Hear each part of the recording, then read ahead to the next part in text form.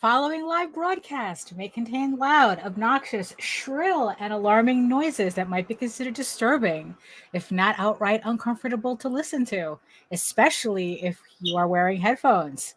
And none of you cheeky people saying that it's me that's making all those noises. I share my office space with an African gray parrot and two parakeets, and I have no control over their behavior while I am live streaming, unlike my regular videos where I have the opportunity to edit them out as best as I can. If you are sensitive to loud, surprising background noises, I recommend either not turning your volume up too loud or watching my edited pre recorded videos instead. Viewer discretion is advised. Ooh, for a split second there, I thought I was saying I had the mute button on the entire time. So, oh my goodness. Just always trying to find everything in here. So, hello, everybody. Welcome to another edition of Daphne Lage Art, the EgoWorks live stream, draw stream, whatever this is. It's like your convention table away from conventions, I guess. It's kind of that's kind of how these streams always feel like, to me. If there was a comparison to anything, it's kind of like being at a convention, and we get to talk and we get to hang out, and it's like, you get to watch me draw, and I get to not finish anything because we're just having a good time. But it all works out in the end, I think. So let's see. So who's joining us today? Oh, hello, Joseph. Hello. And Michael is here too. And the ever-present Efrain. Hello. And here's Joe, the ever lurking in the background. Joe D is in the background as well. And the ever present. He's practically a mascot. Patrick. Hello, Patrick. Good afternoon, everybody. Although, it's like although it might be it's like you're in California, so I guess that could be like a little afternoon for you. So early afternoon for you, kind of late-ish afternoon for me. So hello, everybody, and yes, I see you, my always precious eyeball people watching me from regions beyond. And if you are watching me from Facebook, if you are watching me from, well, actually, you're not watching me from Twitter. I haven't been streaming there for a while. So no, you are not watching me from Twitter, which is, just as well, because Twitter never allowed me to see your comments. And, Facebook has a tendency to act up. So come on over to YouTube, join my sexy people in the chat. It's like, and while you're here, make sure you like, subscribe, hit the notification bell so that you get notified whenever any of my shows go live. Yes, Efrain is ringing the bell before I forget, because I have a tendency to do that. Yes, it is time for the intro. Hello, everyone. My name is Daphne Lage, and I'm a cartoonist, illustrator, and comic book artist from New York. I've been self-publishing comics since 1992, and you know what that means. With a few exceptions, the characters on this program are weird and peculiar and not to be trusted. And I am known for the furry fantasy adventure Tall Tales, returning to Kickstarter 2024 with the brand new story arc, Tears of the Mother. Thank you, everybody who supported the last campaign for the full color, or so I thought, short, I guess like a short story comic. The first full color Tall Tales comic that we ever did. I have one more package that I have to send out, which will completely close the campaign. So everyone else should have gotten their books already. Thank you thank you so much for supporting the campaign.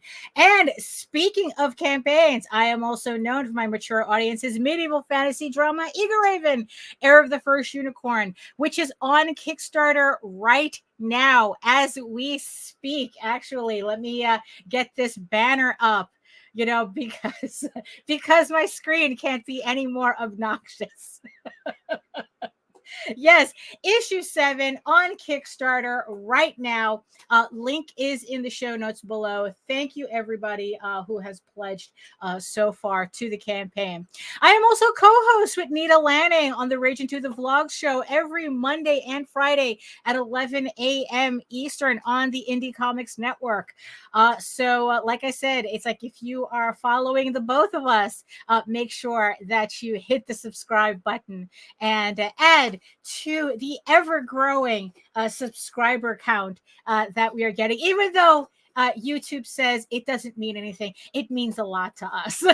So I hope that you can subscribe to both our channels so that you don't miss anything. And speaking of campaigns, remember that we have a coupon code RAGEN10 that you can use at the Gemini Comics Supply Company. Save 10% on your next Gemini mailer order. I just recently placed an order for bags and boards, which they also sell as well. So even if you don't have a campaign, if you have a collection that needs a little bit of organizing, you need new boxes, you need bags and boards, Gemini Comic Supply can help you with that. And our RAGEN10 coupon code will also very much help you with that as well. So yeah, so in the meantime, you can read both my comics online at Tall Tales, TAILS online.com and EGOWorks.com, EGOWORKS. And you can check out all my videos on how I make my comics here on YouTube at Daphne Lage Art, which also simulcasts through the Indie Comics Network. So like I said, go over to both our channels, hit subscribe, like, share out some of our cool episodes, and hit the notification bell so you get notified whenever any of our shows go live. All right. Yes, so Nita is in the background watching, keeping an eye on everybody.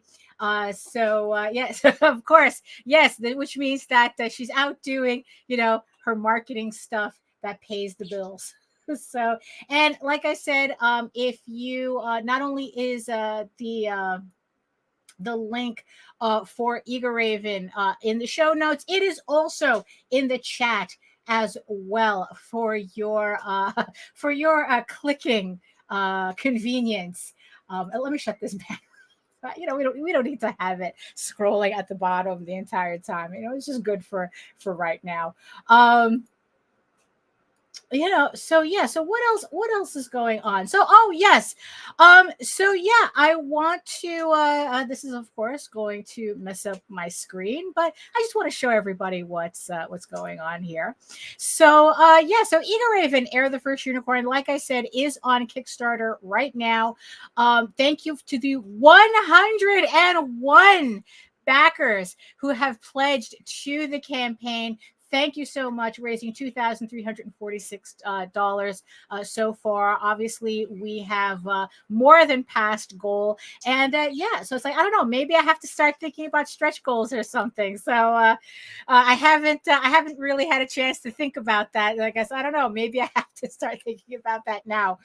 So thank you, everybody who supported the campaign. So if you're seeing this for the first time, it's on Kickstarter. It is the 7th issue of a 15-issue series. And if you have missed any of the previous campaigns, all the books are available in the campaign. Just to give you a really quick rundown. So this campaign is for issue 7. But not only that, but if you want to try out the book for the first time, you don't know what it is, I also have a PDF, a sampler that you can actually download from the campaign for free. It is the campaign that gives you something without you even needing to pledge to anything. So that way you get to try out the series before you make any decisions. So these are the first 6 pages of the campaign. As you can see, it is in full color. I also have my prequel that's available. It's a short story that takes place 20 years before issue 1. And it pretty much explains where a unicorn girl comes from. So that's, I think it's a standalone story, but I think especially with issue 7, it is a must have in your collection, just so certain things you have more detail to them as the series go along. So like I said, if you missed out any of the previous issues, you can pick them up right here on the campaign. Not only can you pick them up as PDFs and hard copy, but you can also pick up any of the Tall Tales books that you may have missed as well. So if you missed the previous campaign for Or So I Thought, or any of the other trade paperbacks for Tall Tales, you can pick them up on this campaign as well. So you are not missing anything. So like I said, thank you so much to everybody who's pledged so far. We still have 22 days to go. I know that, it's like we reached goal already, but I do have, my secret goal in my head. And it would be nice if we could reach, especially if we could reach 180 backers. That's kind of the real goal that I'm chasing right now. The money part is easy to kind of fudge, but backers is really important. It's like bringing in some new people to kind of check out the books. Let's see. Whoa. Oh, okay. It's like I want it. So Efrain, a little side note, Efrain, I want to get a drawing tablet similar to a Cintiq to start on digital. Any advice? Well, I mean, a Cintiq is pretty expensive. It's considered the top of the line because it is the brand name that everybody recognizes. However, there are some alternatives that people have been using without an issue. I know that I think he either uses a Huion or a X Pen. And I haven't, heard any complaints from his end about that. So you can go on usually like a Huion or an X Pen. They're like a fraction of the price, and you can get a larger screen. I know for what I paid $1,600 for. Okay. So let's see. Nita is saying that he has a Huion. And let's see. And Jake, hello, Jake. Efrain, don't invest big if you're not intending it to use it a lot. It's true. Very true. Jaden has an iPad Pro, which, I've been looking at for a while, more for portability. And it's certainly, it's like, because in the end, it's like, buy what you're going to actually use. Jake is correct. There's no sense in spending big money on a Wacom tablet if you're not going to use it. That's a bigger waste of money than anything else. So go on Amazon and you can check out the Huion and the X Pen, and like I said, you can get a larger screen for a fraction of what it costs to get a smaller a Wacom tablet. Also, I think it's like on one other show, it was recommended that, go for the one that has Pro at the end. Whatever, like if they have like an X Pen Pro or a Huion Pro, go for that one. That's what I kind of remember. I think it was Mike Jimmy who had said, go for the one that has Pro in the end. Because I guess that's kind of like their top model, and they have a tendency to not be as glitchy. So that's the advice that everyone is giving. Like I said, it's like I was kind of looking into an iPad Pro. Oh yeah, and they go on sale all the time. So yeah, Wacoms rarely ever go on sale, but X Pen and Huions, they're always on sale. So I would look into that. Like I said, I was looking into getting an iPad more for portability, because it's like the portable Wacom is like $4,000, and I go, oh, screw that, I'm not paying for that. but an iPad, it's certainly a lot more portable. I really do like the feel of the Apple Pencil. I was also, I mean, kind of like a middle ground, because Visenia uses a Microsoft Surface computer. I have seen those. I mean, it's like they are a little bit on the expensive side. I was eyeballing one of those as well, because ironically I have the pencil to that already. It was for another computer, another laptop, that it kind of didn't end up working out. But the thing is, though, it's like, I think that from what I was looking at, if I'm going to spend money for portability, I would go with the iPad. I was looking at an iPad Pro. I can get like the largest iPad Pro for just under $1,000. I'm sure the pencil is probably going to be like another $100 or something. But but the thing is, though, it's like, yeah, it's it's certainly it's still pricey, but at least with an iPad, like I said, it has that portability that I'm looking for, without having to pack up a laptop or anything. That's, but that's for future me to worry about. I haven't really like been any, see, that's the type of money that I'm not interested in spending right now. So that's for future me to worry about. Also, what else is going on? Yeah, so also speaking of campaigns, just for everybody to know, so JD Calderon and C. Michael Lanning, we were just mentioning C on his Huion, they have a campaign called Magi's Grace, which I just realized I just forgot to put the link to this in the show notes. So I'm going to have to put that after the show is over. But if you look up Magi's Grace on Kickstarter, you will get the pre-launch page for this campaign. They're looking to launch it at the end of August, so in about a couple of weeks.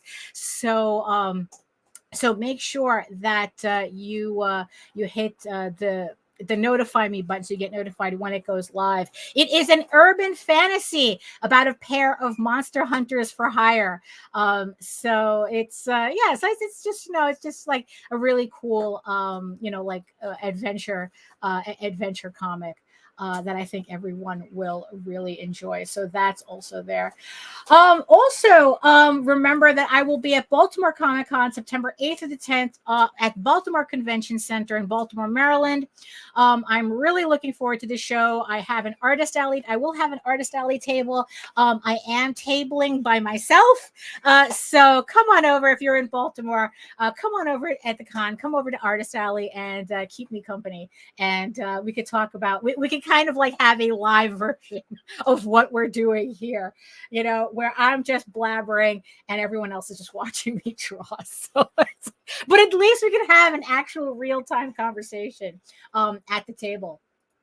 Okay. Nita has put the link to Magi's Grace in the chat as well. Thank you so much. So again, the convenience, you can conveniently click on the link in the show in the chat until I can put the link in the show notes after the show.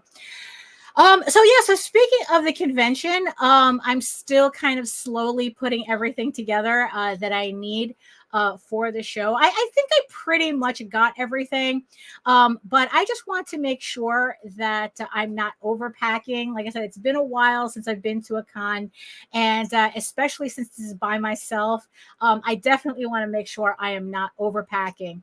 But I think I got the books. So I have my books pretty much pre-packed out. I got all my copies from the printer, so I have everything pretty much stocked up.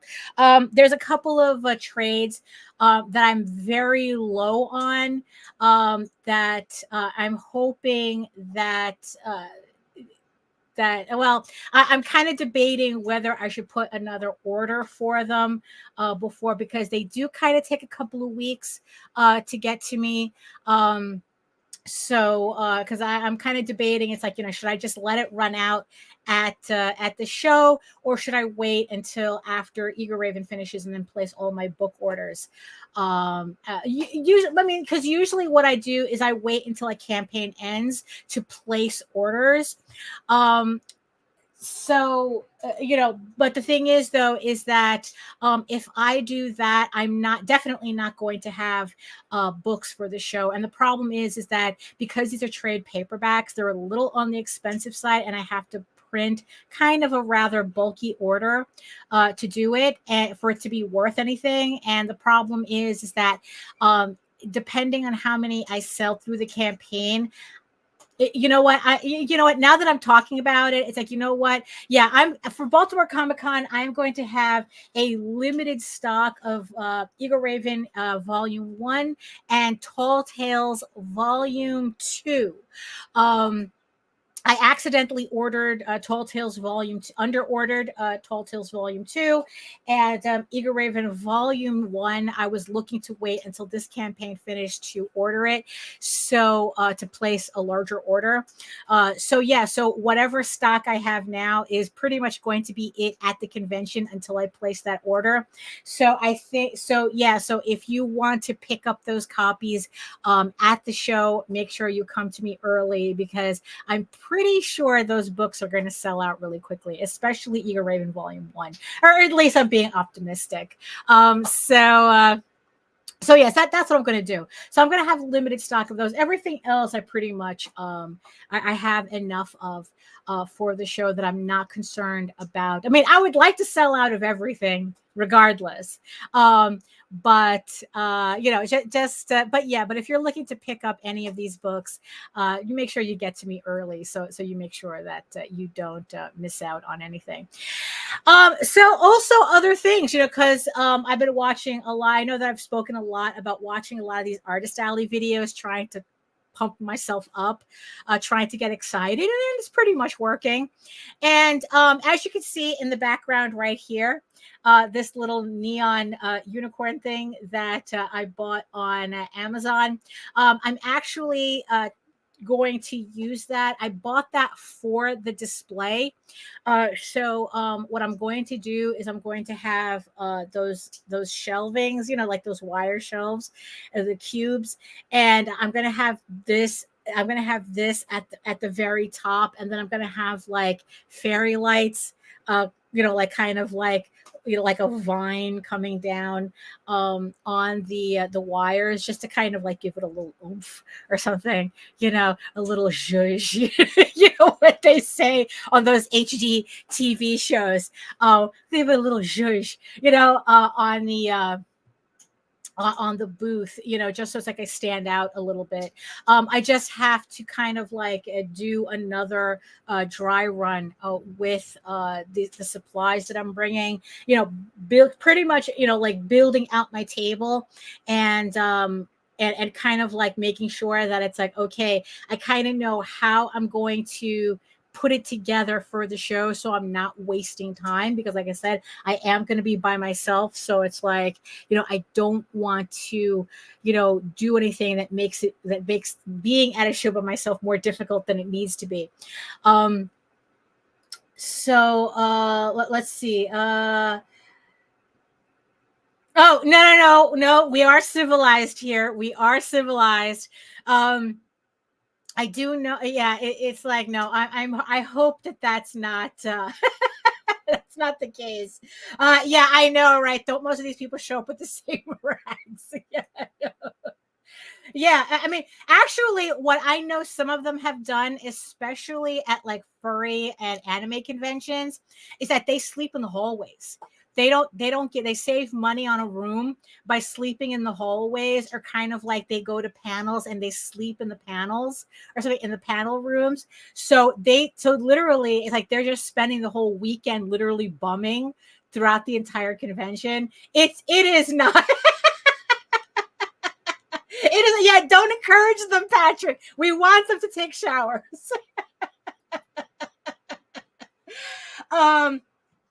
It's like, it's like that's what they do. I mean, really, it's kind of sad that they do that, because I mean, not only it's uncomfortable for them, it's uncomfortable for everybody else too. It's like, come on, get your shit together. We're all adults here. It's like, come on. It's like, take a shower, get a room, take a shower. So it's like, you know. So it's like, yeah, but yeah, it's yeah, Patrick, that kind of is an unfortunate reality that we kind of have to deal with at conventions, but hopefully it's not that bad. Hopefully it's not that bad. Also, another thing that I know that I showed off on a previous episode, like all the signage that I'm making for the con, because it's like, if it's one thing that all these anime kids, anime kids, like they're in their 20s, it's like all these with their booths and whatnot. It's like the one thing that they keep talking about is how they kind of optimize their booths for people who are neurodivergent. Which, you know, which on its face sounds yes, I agree. I agree, Patrick. I know, I mean, really, it's, you know, it's like there's a lot of creative ways to take care of things. You know, so yeah, so they were talking about creating their booths to kind of like optimize for neurodivergent customers. And no, Jake, no, no, they did not. No Axe body spray. Do not encourage that. I don't know which is worse. No, I don't know which is worse. You know, and speaking of neurodivergent, we do not want to fill the floor with Axe body spray. So pretty much it's like, you know, how to optimize a booth for all the people who can't make who can't make eye contact, I guess, or who are skittish at being in crowds. And I don't blame them. You know, honestly, it's like, I don't blame them. I mean, being in a convention can be like really overstimulating, and in a bad way. I know I get like that a lot of the times too. Um, and even dealing with a lot of people from behind the table, it can get very stressful for me, because especially it's like if I feel like I'm missing talking to people because there's so many. Yeah, it's a good problem to have. But so I know that I showed off my signs before, where it's like, so I have all these signs that are going in the table that pretty much just describes everything that's on the table. They have QR codes that go to the website. I have descriptions of what EGORAVEN and Tall Tales is about. You know, it's like I just have like signs for pretty much everything. Like I said, it's like there's just like I'm like being overly descriptive with QR codes all over the place. Like if you want to sign up, you don't even. It's like, you know, like which, you know, it's like, you know, oh, here's a QR code for that. You don't need to write anything. You just do everything from the privacy of your own phone. Type of thing. And also, so today I was just, you know, posting on some group where someone had asked, they were talking about the whole marketing thing, about how describing yeah, this is kind of like, yeah, it's like, show me the pretties and don't talk to me until I ask or say hello. And yeah, you know, it's like I get like that too. Oh, and definitely don't touch me. Yeah, definitely. Let's see. You can't craft a business that's supposed to be broad to people to the neurodivergent. A teeny weeny niche only brings teeny weeny profits at best. Well, you see, the thing is, though, is like I think that it's like, look, it's not like I'm not going to talk to anybody. It's not like I'm depending on these signs, you know, to kind of do the heavy lifting for me. I still have to talk to people. But I think that what this will do is that this will just allow like people who aren't really into that interaction to feel like that they can come to the table without being like high pressure sale. Because it's like, yeah, because it's like, you know, it's like you see these people and I'm like going, you know, hey, if you have any questions, you know, I'm the artist, you can ask me. And, you know, but, you know, feel free to just look at your leisure and leave it at that. And then it's like they have all the signage to kind of keep the interaction at a minimum. It's like, look, even the fact that I have a tap card reader where it's like, look, you know, it's like, I don't even need to touch your card if I can help it. You know, it's like, just tap and we're good to go. I was just really happy to figure out how to use Square as a register. So luckily I'm going to be able to keep track of everything, all my interactions, all my exchanges in on my phone, even cash. That was the thing. I thought that Square could only be used to track credit cards, but it seems like I can also put in cash and PayPal payments and whatnot. I just keep track of everything. So so at least I'm really happy with knowing that as well. But no, I know what you mean, Patrick. But the thing is, though, it's like I just want to try to make the table as easy as possible for anybody to come over and just like automatically see what everything is, instead of feeling like they have to interact if they don't want to. So like I said, so I was posting, so I had seen a post this morning where someone was talking about the whole marketing thing about like comparing your book to other things, like, oh, like my book, like, I compare like say Tall Tales. I say like, oh, Tall Tales, it's like if Disney did Lord of the Rings, right? So you kind of make those little comparisons like that. And then he put out this little graphic for his comic where it's like, okay, so this thing plus that thing equals his comic. And I thought that was kind of an interesting idea. It's kind of like, I mean, okay, maybe on a certain level I might be dumbing down my shit too much, but it's like, look, if there's no room on the table for this, I won't put them up, but if I can, I will, because in the end it's like, it's like, it's just another sign. So what I did was I made this kind of like this little graphic with the pretty much the very quick and the dirty what Tall Tales is. So if you like these three things, then Tall Tales might be for you. I guess it's kind of like a little pitch card, it's just like, here, this is what, if you like these things, then maybe you'll like this book. And I did the same thing with EGORAVEN. So it's like, if you like these three things, you might actually it's like, you'll like EGORAVEN as well. So I mean, it's like, it might be I might be going a little overboard. It might be overkill in terms of signs for the show, but like I said, it's like I only made the two, so I'm just gonna see, pretty much I'm gonna use this show to see what works and what doesn't, what people react to and what they don't. I know that when I do describe Tall Tales, oh, it's like if Disney did Lord of the Rings, I get a better response from people than if I just try to tell the story, because they already know Lord of the Rings and they already know that, like Disney's Robin Hood or something. So so they kind of like put two and two together, and it's like, oh, okay, maybe that sounds like something that I would enjoy. There was one argument against this where someone had said, it's like, oh, but what if somebody doesn't like those things? This might be, oh, hey, Gothic Lolita Angel, hello. We're running through some more kind of like convention ideas, if you have a book to sell. Kind of like these little comparison cards where it's like what your book is like. Your book is like something similar, and then it's like, oh, if you like those things, you'll like my book or something. And one person had said this, like, oh, well, what if they don't like those things? And in the end, I really had to go, well, if they don't, then they're not my audience.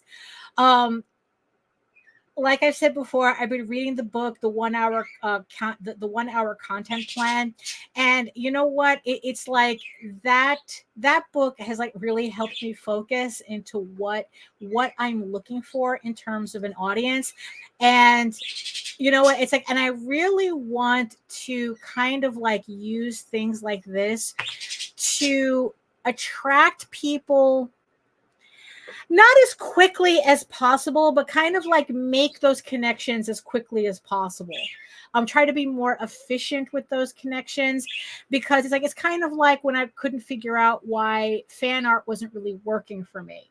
And it was because I was doing the wrong type of fan art. Like, doing a drawing of Deadpool did nothing for me because there was nothing on the table to connect it to. But if I did, if I had a print of Rocket Raccoon, and someone really wanted that piece, it's like, hey, if you enjoy Rocket Raccoon, I also have this animal, this animal fantasy book here too that you might like. It's not science fiction, but maybe it's I guess if you like furries, this is also another furry book. But then it's like you kind of have to get over the genre switch, with fantasy and sci-fi.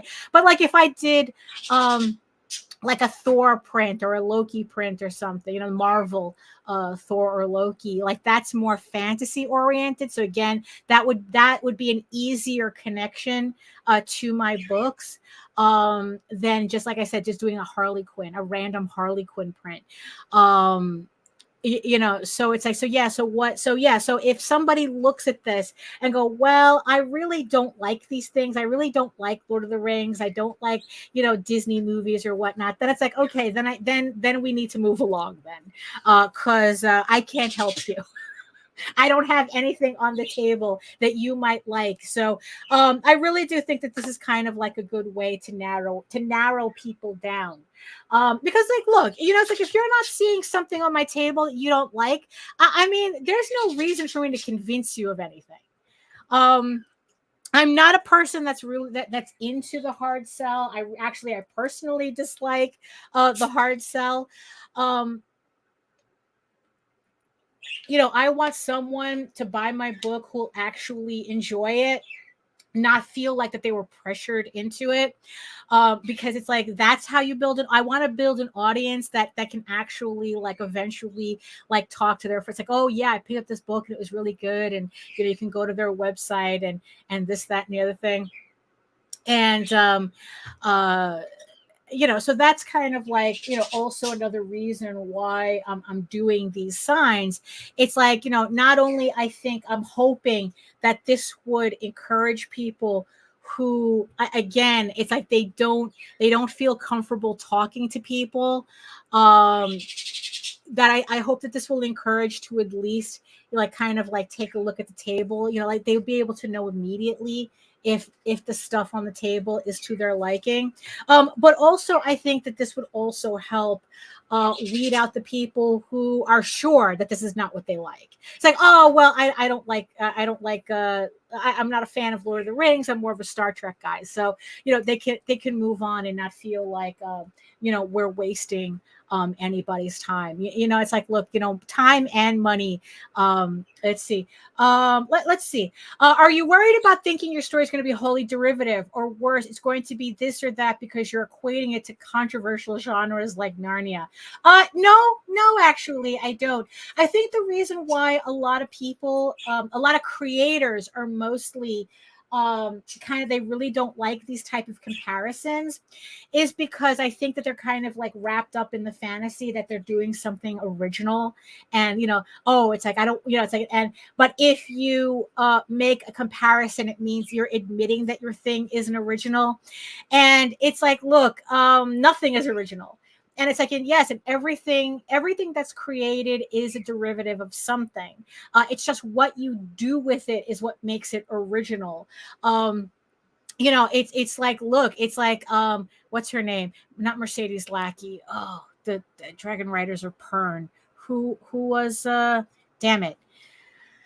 She wrote a book called Ariel. Not Ariel. I'm all over the place. There's this other unicorn girl book that came out back in the 90s. That I have had people kind of lob accusations of being derivative of that. I've never read the book, but I remember seeing it when it first came out. And Acorna. And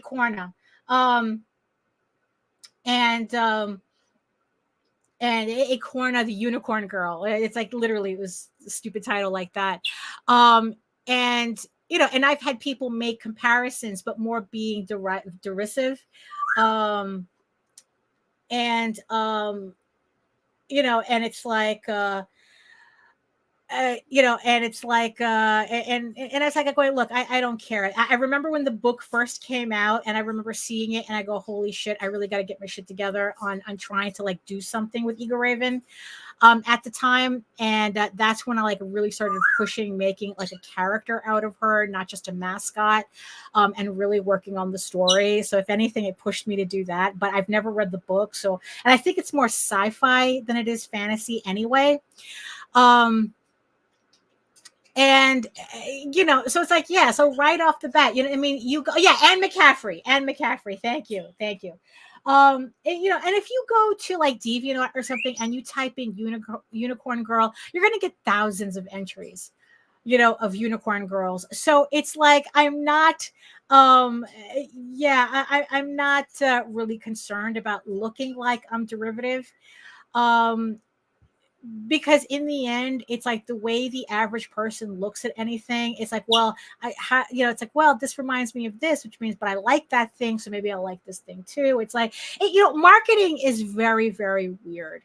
But thank you for bringing that up. That was a good question, Patrick, because it has everything to do with the artwork I should actually working on right now. So what I'm going to do is I'm going to throw a bump. I'm going to just set up my screen, and then we could talk more about, what does, being derivative mean, and what happens when you see other people kind of doing a similar theme as you. It's like, so yeah. So what I'm going to do, I'm going to throw a bump, and we'll be right back. So right back.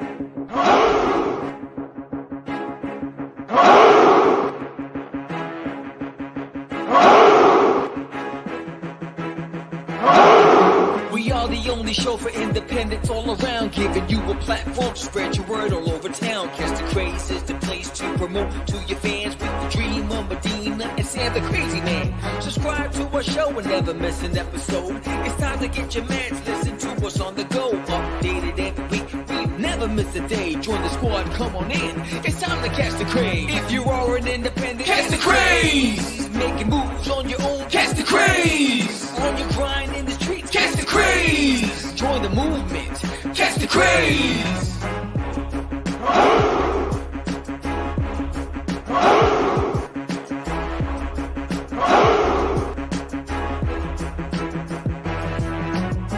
Yeah, George, we did it again. Come on now. You want to do it. Catch the craze.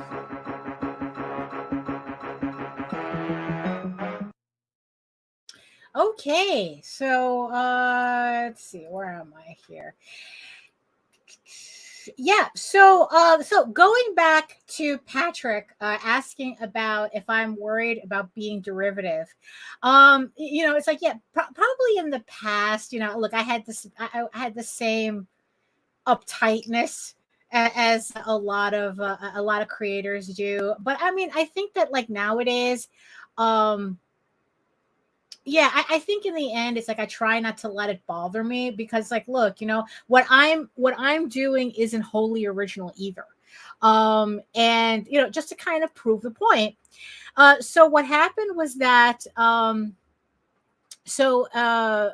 Krista Crawford, who me and Nita interviewed a while ago on the vlogs, she was releasing, at the time she was releasing a comic book called Wolf and I. And now what she's doing is that she's now doing romance fantasy novels. That's kind of like the thing that she's really into now.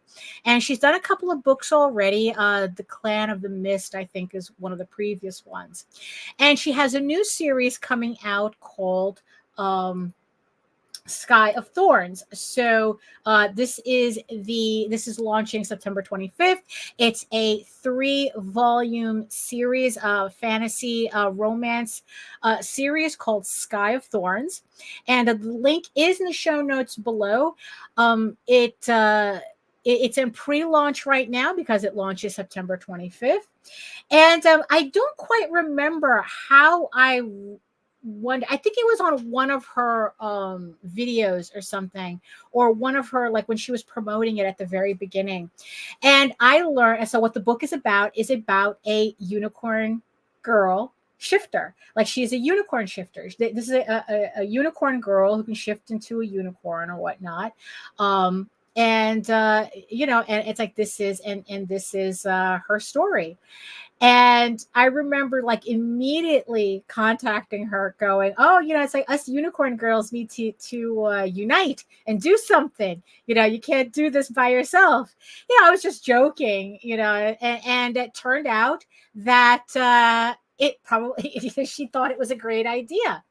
And, I told her, so we went back and forth, and I was, and I was like asking her, when are you planning to launch? And she was talking September 25th, which coincidentally at the time was probably a week earlier.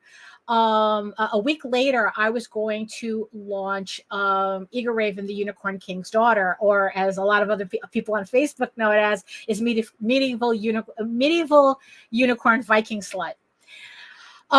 So I asked her, it's like, look, I have an EGORAVEN campaign running like the week after. Do you want to do a crossover? Since we're both doing a series with unicorn girls in it. Do you want, would you like to do a crossover? Like, I could do like a crossover print, people who pledge to the 2 campaigns, that they get special prints or whatnot. Do you want to do something? And she was really, really excited at the idea. And of course I had to tell her that it's like, hey, look, I sent her a link to to the back end of my campaign because it's not live. I'm just actually I'm waiting for Kickstarter to approve it. And I go, look, this book is going to be, kind of racy. I mean, it is named, the campaign's name is Medieval Unicorn Viking Slut. Are you going to have a problem with associating your book with mine, just in case? And she starts laughing and she goes, oh, my book has like on-page sex scenes in it. Don't worry about it. And it's like, okay, so we're good. So we kind of brainstormed a bit. So what you see on the screen is one of the collab pictures that I'm working on. The next one that I'm working on. Actually, this is one of 2. Let me see if I could show you the other one. So this was the original print, the original sketch that I showed her, that I thought would be like, really cute. And the thing is, it's like, I probably am going to continue doing something with this. It's just that I haven't just really finalized the idea yet. But when she said that there's kind of like a little magical talking ferret sidekick in the book, oh, hold on, where's the other one? I decided that I was going to make a sketch with the ferret in it, and it's like, and I liked this one so much better.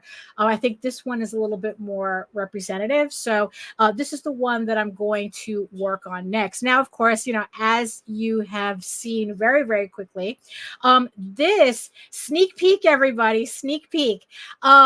This is one of the bonus prints that if you support well, if you support her campaign and help it reach a stretch goal, we haven't decided what the stretch goal is going to be, but you are going to get this print that I did on her campaign.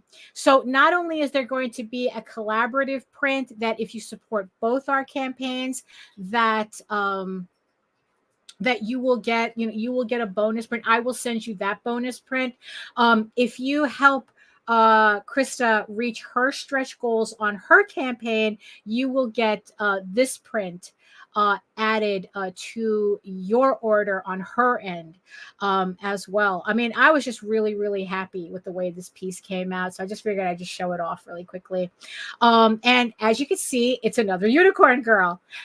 So that's where, so like I said, like this is the piece. So this one is the piece that I want to finish next, because I think like this will be the official collaborative piece. And I think that maybe what I'm going to do is I'm going to finish this one, and maybe we'll use this image more for promo than anything. We just haven't decided yet, because it's like she has other artists that she's featuring on her campaign as well. So I don't want to feel like I'm hogging up the works here. So yeah, so we're going to be working on this now. Again, we're back in Clip Studio Paint because that's it. It's done. I'm addicted to it. This is my main inking program for now.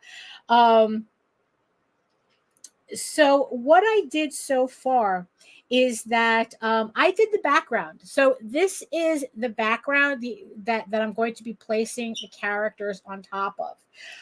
For some reason, it's like I'm just trying something out where it's like, let me do the background completely separate from the characters. I don't know, maybe just so if I needed to separate the characters for something.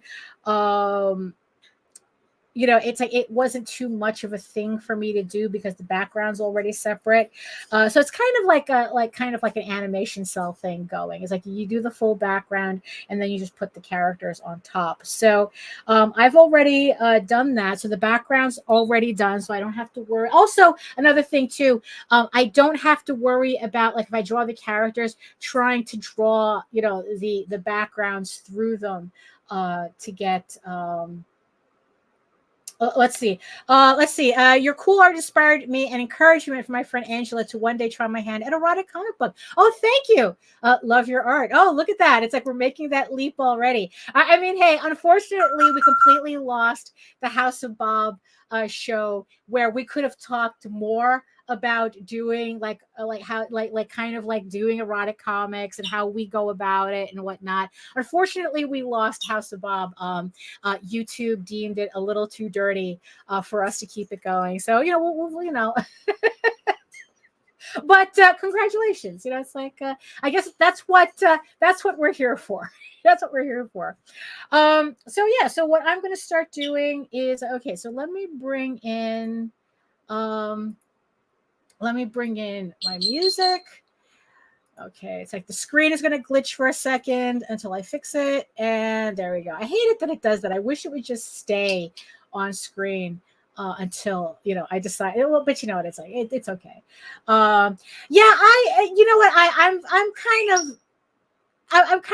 We were just beginning to do some experimentation on it to try to improve it some more, which I think would have been a better show, but hey, it's like it wasn't to be. So, so let me get this going. So as always, I don't like the music too loud because I don't want to feel like yeah, it's like, yeah, we did. We had the Tall Tales fan art in there too. I mean, it was a good, look, it was good while it lasted. That's all we can say. So okay, so is the music okay for everybody? So we're running with Epidemic Sound again, as always. So this is the Fantasy and Dreamy playlist. So we'll see how that works out. I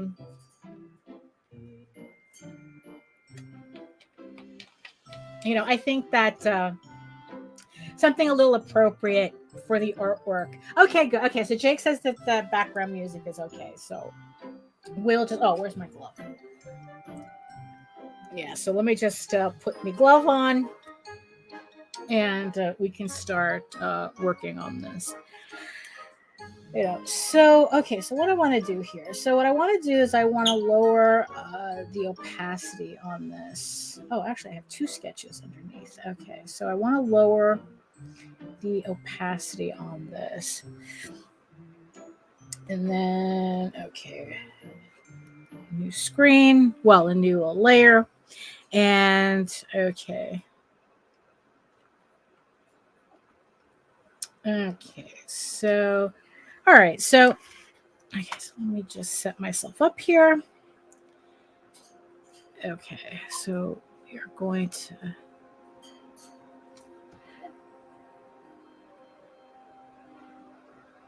so the moral of the story is that, it's like, look, sure, do I get a little twinge at other people doing unicorn girls? Yeah, of course, because I'm stupid like that. But the thing is, though, it's a ridiculous thing to get upset about because, like I said, it's not an original idea.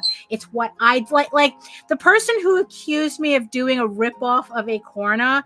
It's like I had to laugh because, like, okay, I never read Acorna, and obviously you never read any of my books either, or else you would know that there's nothing alike, there's nothing, there's nothing similar about the two things. They're the same thematically. Look, it's kind of saying that that Lord of the Rings and Game of Thrones are the same thing. Oh my goodness. Which we know they're not. Oh, it's like if I start talking too much, then it's like, I don't know, I get this cough and it's like, come on, get it together.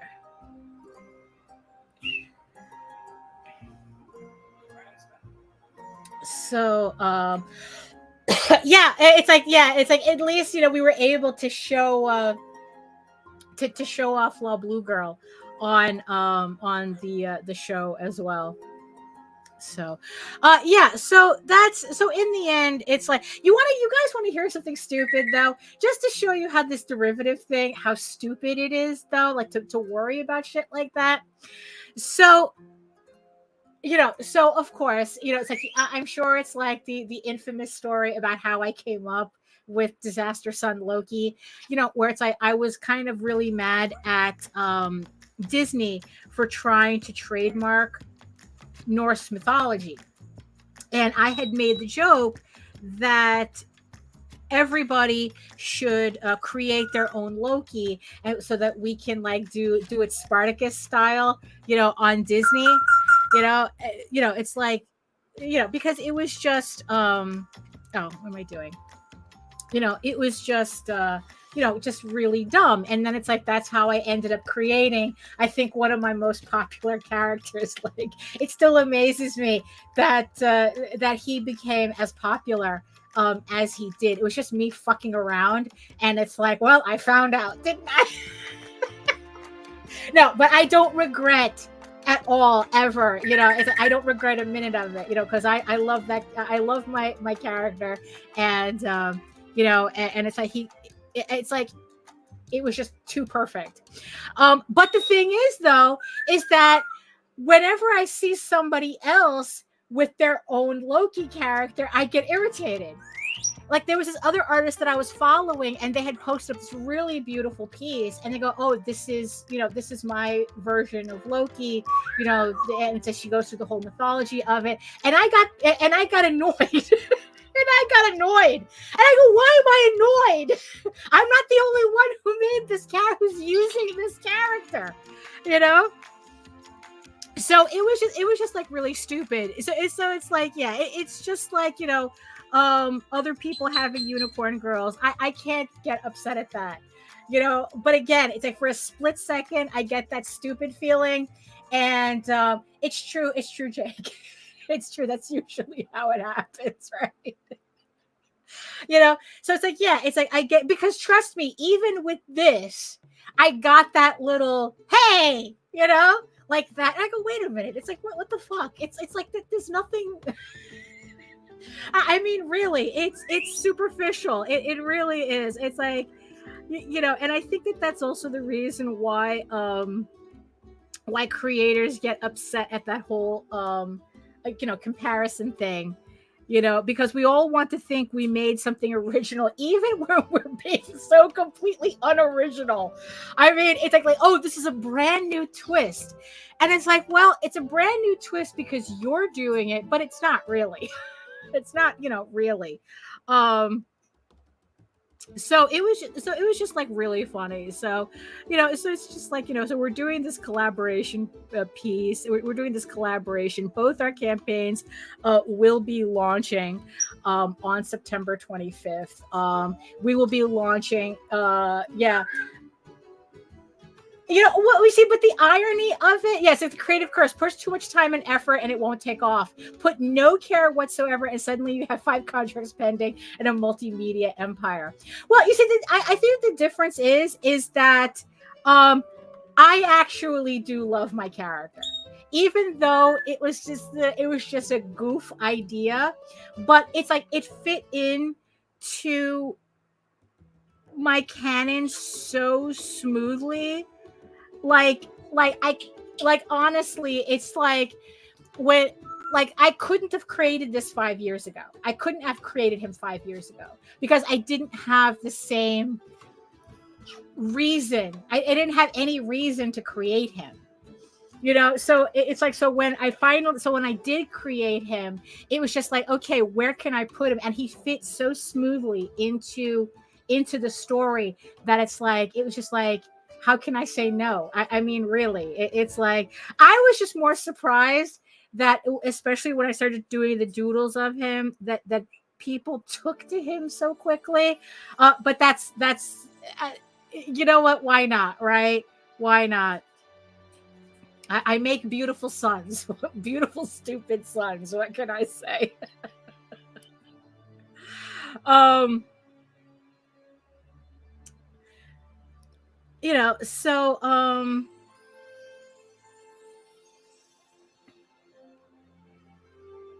So so here's the thing. So it's like, so in the end, going to finally talking about the topic of today's show, right? So I'm not familiar. So she's writing a prose book. So this is a series of novels that Krista is writing. Now, I know that later on I will be releasing my own novels as well, because it's like, doing EGORAVEN as a comic forever is just not feasible, and novels offers me a way to like add to the storyline, to add to the story just in a different way. But but the idea is that it'll be for like comic book readers who can do that crossover predominantly. Like my audience is still comic book people, but the idea is that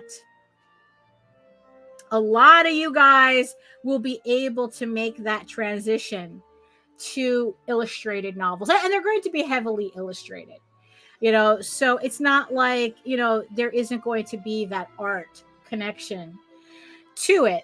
But the thing is though, so I was always curious about people who are like, who go from comics to doing novels, and what's funny is that I'm seeing more and more comic book people doing that.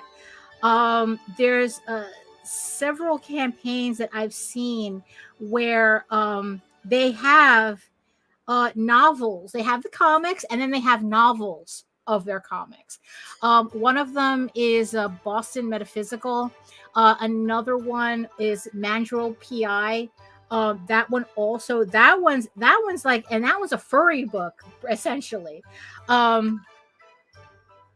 And and they have novels. Now the thing is, though, what they both told me, though, is that, they're the people who buy the novels and the people who buy the comics are two different audiences, which kind of worries me. But at the same time, it's like, well, look, this is how I'm doing the story, and if it splits my audience, that's what it does.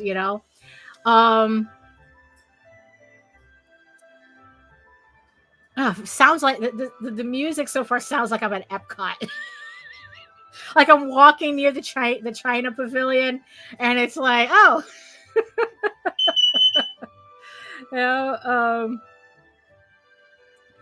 so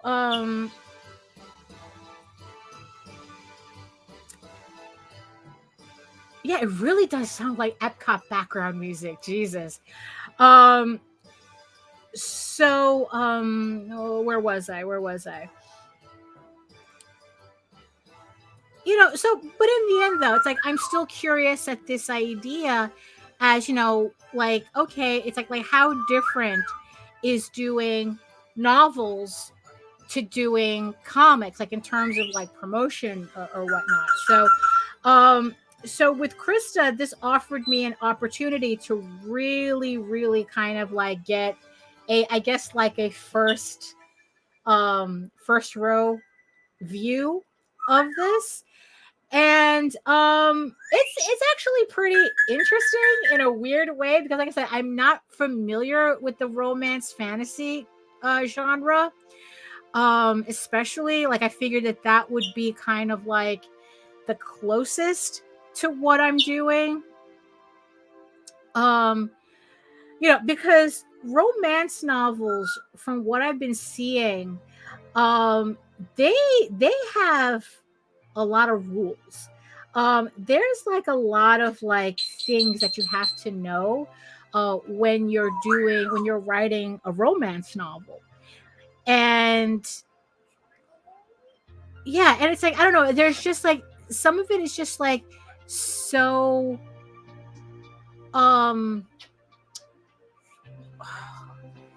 what is it like I don't know, it's like it just seems so different from doing comics that like okay, so if you're writing something in a romance fantasy genre, right? So what I did was I went to Kickstarter, and I looked at the category for publishing, and then of course narrowed it down to the romance novels, because that's the type of book that Krista's doing with SKY of Thorns. And and it's kind of like everything that she was doing, it's like she was saying how it's like that she was looking at all of these campaigns and then kind of like getting her like layout ideas and whatnot from these other campaigns. So I figured I'd do the same thing. And this is kind of like what I've learned from that category, which is not that big of a category, from what I remember. Actually, let me see something here. How many books were live? Because like with comics, like they said that like over 1,600 books were funded, or at least campaigns went live in the last 6 months, which is a lot of. So I don't know, like it just seemed like with novels it was a little less. It seemed like it was a lot less. Like there weren't as many books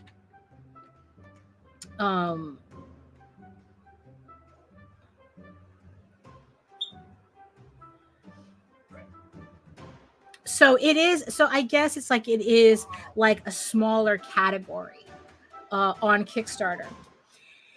And then it's like with these romance now. Okay, so what I think that the one strange thing that I really noticed in a lot of these campaigns, that it's like romance fantasy. I think like Nita had summed it up. It's pretty much pick a monster you want to fuck, and then just then here's the book. Here's the book you're looking for. You know, that was kind of like a very generalized feel, because I showed her the search on Kickstarter, and you know, and it was just kind of like, yeah, it's like it's kind of like, you know how all the cryptid the cryptid porn books on Amazon, like kind of like Chuck Tingle and all that like were all the rage for a while. And I remember this oh, I forgot what she was. I think she was like a paleontologist or something, and she wrote kind of one of these like erotic Bigfoot novels. And she says that in her entire career, she has never made so much money than when she did that big erotic Bigfoot novel. So imagine that, but fantasy. So that's pretty much romantic fantasy is dominated by that, you know, a lot. So it's like, if you're a monster fucker, you're good. You're very well taken care of. So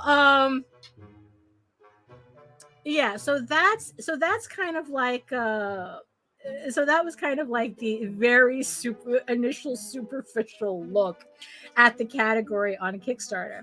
And then it's like I started like picking, you know, like certain campaigns to look at, just to see like what are like kind of standards for what they're offering for the you know, for their books, for their campaigns.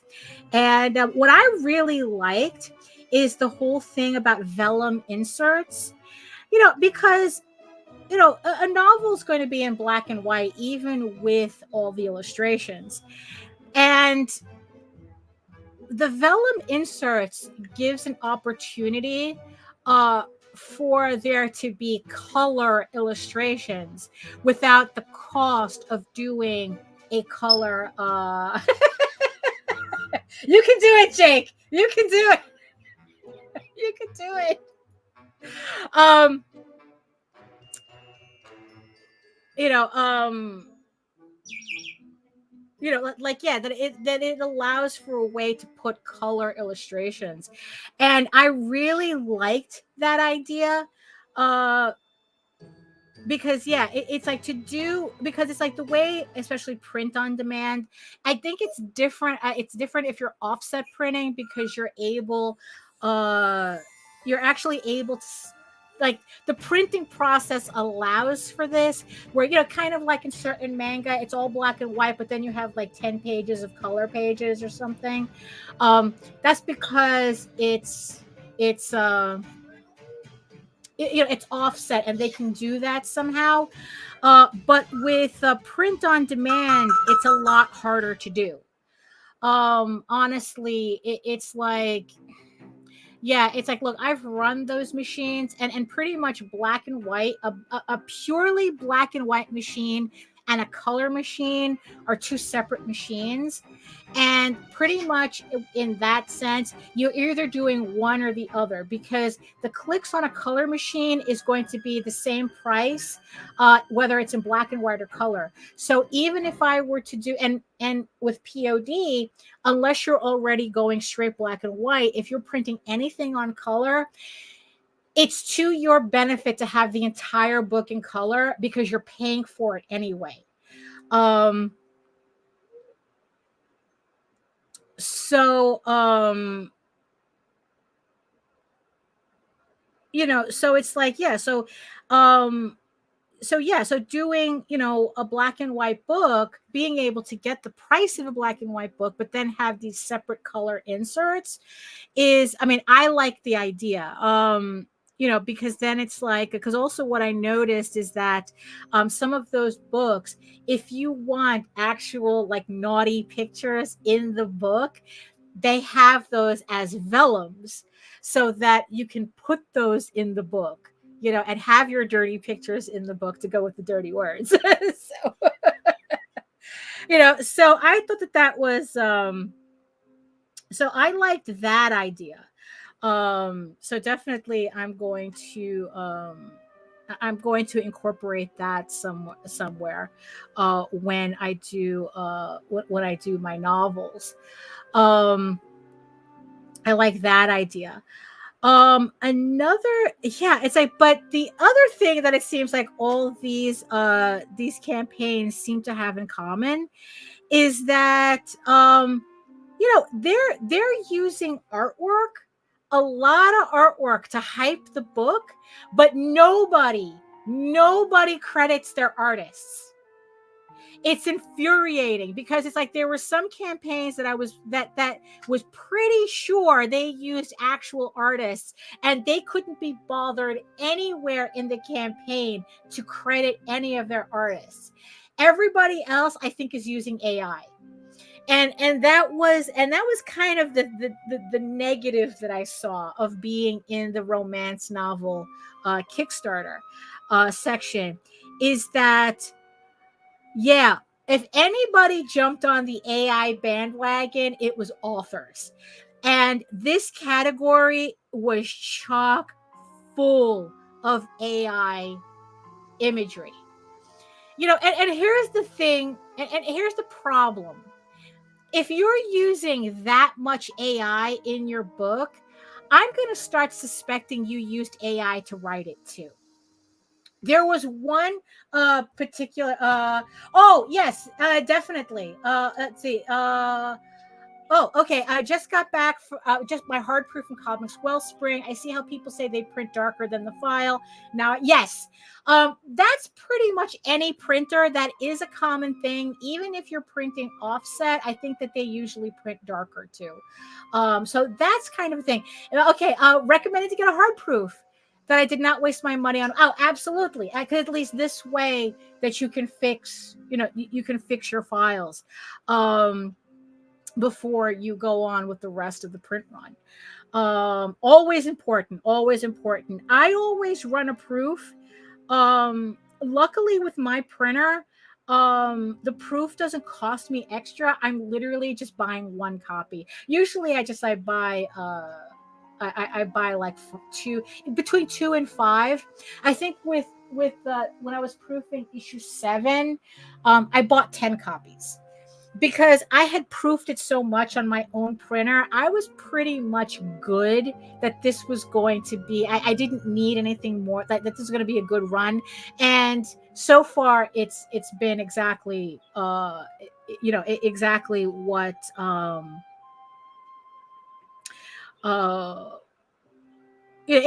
it matched what I imagined it to be. The colors are good and whatnot. So I didn't have a problem with ordering. I was confident in ordering that many. So but yeah, it's like, yeah. Rule of thumb though is that whatever you're doing always prints darker. That's why when you're like, if you see here, you kind of can't see it actually on the screen. When you look at your color wheel, try to avoid, when you're coloring, try to avoid that bottom third of your color wheel, because those colors will print so dark they might as well be black, no matter what the color is. They're going to really muddy. So try to, so if you it's either like the bottom third or the bottom fourth, depending on how you slice, but really it's, I try to avoid that very bottom of your color wheel when you're coloring. Because any printing will print darker for the most part. So you say it's a good thing that you caught it with a proof. So what was I talking about? Where did we leave off? I think so. I think it's like pretty much avoid the darkest colors, the really dark colors, because like, I guess like the safe way to say, always imagine your color is going to print like maybe like 10% darker than what you mean it to. I think that's kind of like a good rule of thumb. Because it's not like it prints, it's not like it prints dark. Um, but it does print darker, and especially if you were like doing like night scenes or something, um, it's like you want to make sure you're not going too dark, that you end up losing your scenes because of the printing. So, um, you know, uh, so they don't credit. So the writers in this category, they really latched on to AI imagery, because there was a lot of books that were all AI artwork, which like there's a certain threshold. Like, we're not even talking about just the cover. Like, every image in the campaign was AI. And like I said, it's like they're kind of like gets to a point where it's like, wow, if you're using this much AI for your artwork, how much are you using it for your writing? So it makes me really suspicious, which is disappointing, because there was a book series that actually caught my attention. And it was so full of AI. They credited no artist. And the one artist they did credit, her artwork looked nothing like anything on the page. And then it's like, when you go to her website, it's like, it's such, to put it kindly, amateurish drivel, that I'm like going, I can't imagine how they're using this woman's artwork in this book. And then it's like, the way they were kind of talking about the writing also made me think that the AI, that they used an AI to write it too. What made me suspicious was how many campaigns they ran since the start of the year. So it's like, yeah, if you're putting out a lot of like similar novels, I mean, it's like, yeah, it's like, in 6 months I could do 3 comics. I could put out 6 comics, but unless she wrote these books way in advance and decided to just kick them out on Kickstarter, 3 full ass novels in 6 months has me incredibly suspicious.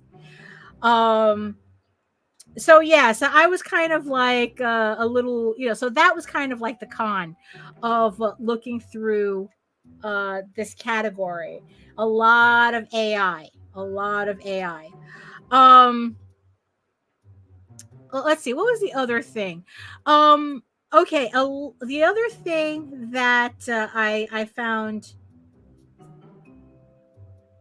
I don't know. I don't know if I would find this interesting or not. But just to go to show you that just because you're like a USA Today bestseller or a New York Times bestseller doesn't mean that you can sell shit on Kickstarter. Because there was a couple of authors where they were like, they were saying, oh, this is, my 4th novel, or what, like they wrote these novels over some time and they're releasing them on Kickstarter in these like collector editions. And they can barely raise like $10,000, but they're like a bestseller, a USA Today bestseller or something. So it was just kind of like, that was pretty interesting, that it's like, oh, that's kind of weird. That you have just enough people buying your book to make it to the lists, but not enough to support a Kickstarter, so I haven't figured out what that means yet, let me see. So let me see what, okay. So I'll catch you later, Michael. Let's see. Jake says, this makes me wonder on the consumer end of thing. How many settle for being satisfied rather than expecting quality in what's being read, seen, or listened to? And is this a generational thing or an educational thing? Well, that's kind of been one of the arguments against AI, that it's really not about being better than artists, but being just good enough for the average person to look at. You know, that's why it's like you have people oohing and eyeing, you know, like I'm looking at one of these campaigns and all the images have 6 fingers. You know, one, the character never stayed consistent throughout the campaign, throughout the images, and they all had iterations of the 6 fingers. You know, so the person who is being the keyword jockey for this project looked at these images and said, good enough. It doesn't matter that it has 6 fingers in it. It doesn't matter that the character has 137 teeth. You know, it doesn't matter that there's an extra arm. Like, it's superficially, it's good enough.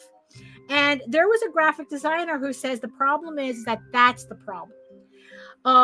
Nobody needs the AI to be perfect, because the average person will take whatever slop gets thrown in front of them, as long as it looks nice.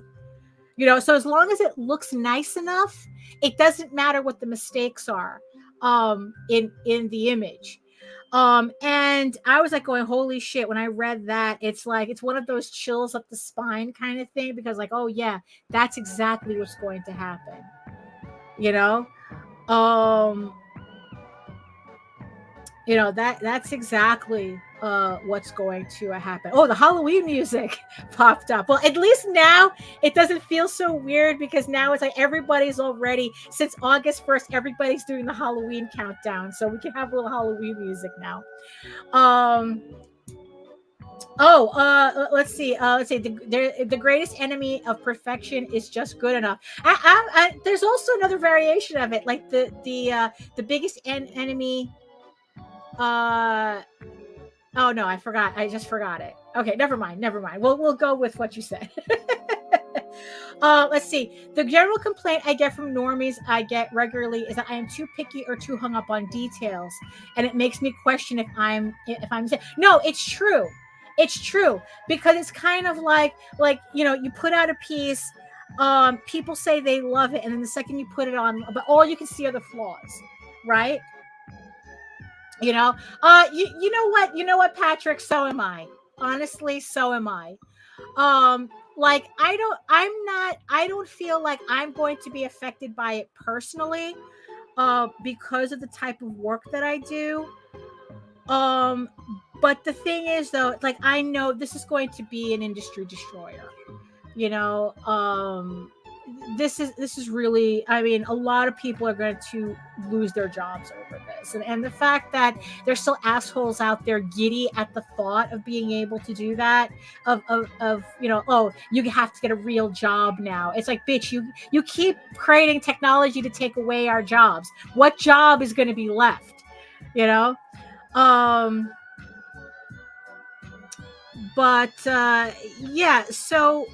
So what this graphic designer was saying is that, that it's like, it's just going to be good enough.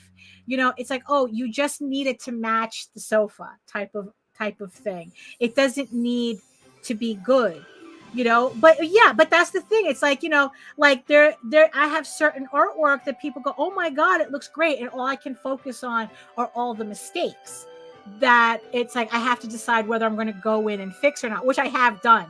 I mean, honestly, the best way for me to kind of proof my work is to post it online, because then it's like, that's when the second I could be staring at it on the screen on my on the Cintiq for hours, but the 30 seconds it takes for me to post it online, I see all the mistakes. I catch all the mistakes.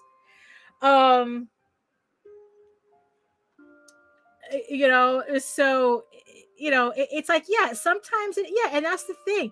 It's like, sometimes it feels like I'm kind of being gaslit, you know, where it's like these people want perfection or something, but at the same time, you're being too nitpicky. You know, it's like, oh, it's like, why are you worried about a hand having 6 fingers? Because it's not correct. You know, why are you worried about the eyes being off? Because it's not correct. You know, it's like but that's the difference between us and them, right? You know, that it's like,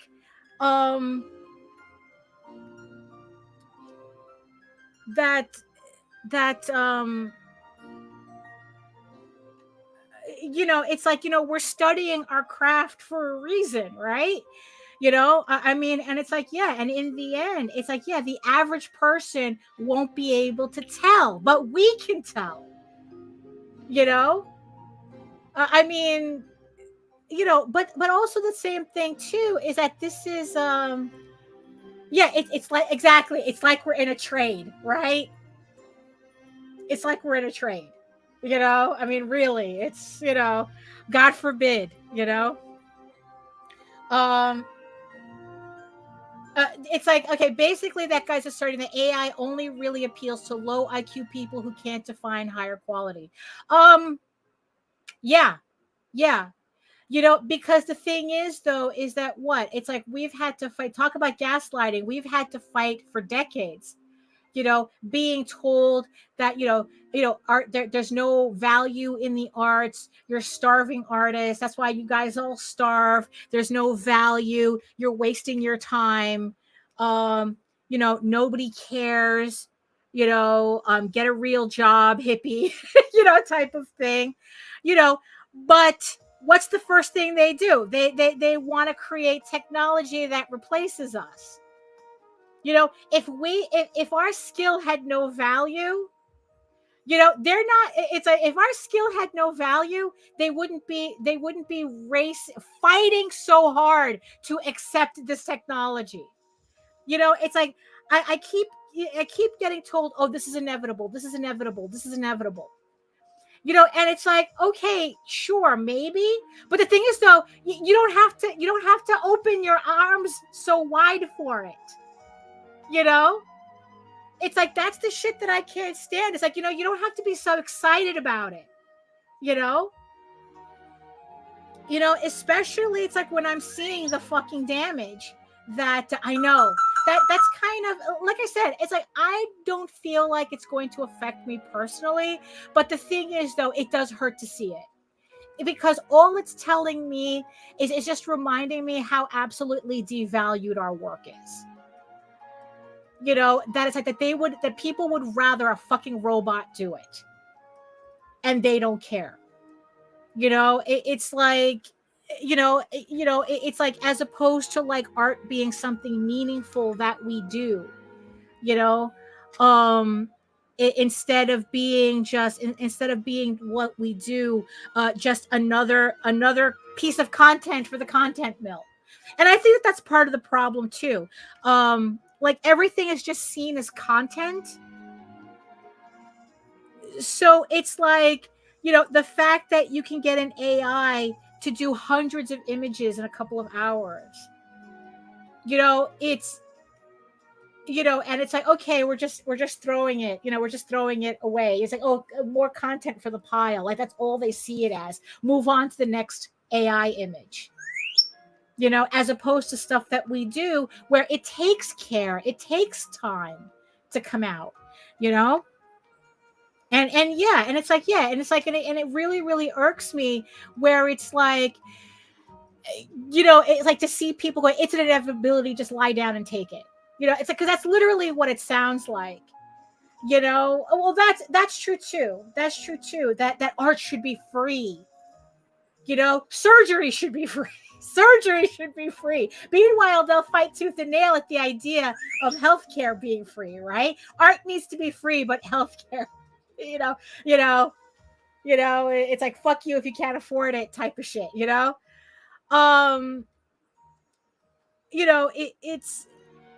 that's the thing. It's like, it's like, yeah, is it an inevitability? Yeah, I guess. But like I said, you don't have to be so excited for it.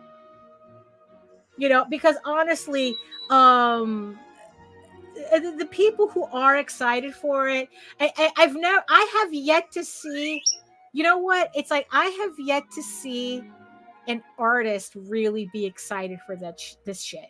I mean, I'm talking about like, oh my, like they just have to use it and incorporate it in this, yeah, I know, right? It's like, what we do has no value, but we still had to pay taxes on it, right? I still had to hire an accountant last year for this shit, but it has no value.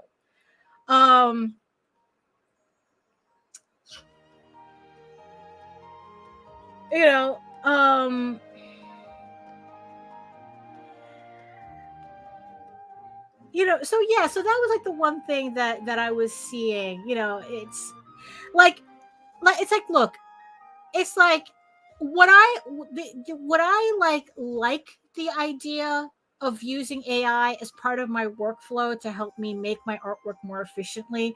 Like, we have a friend who's trying to train a closed AI to be an assistant, to be an artist assistant for him, to help him with coloring, or whatever, or creating, like, laying out stuff or whatnot, which, I think that as a tool, yeah, I'd like to use it as a proper tool. But the way it is now, it's literally it's like, one, not only is it trained on stolen artwork, which even like right now, these AI companies are just outright admitting that's like, yeah, we scrape it, we scrape the internet for everything. What it is that it's our own artwork being weaponized against us as it stands right now. And because of that, that's why I'm not excited for this. It's like, I want to wait until courts rule on it.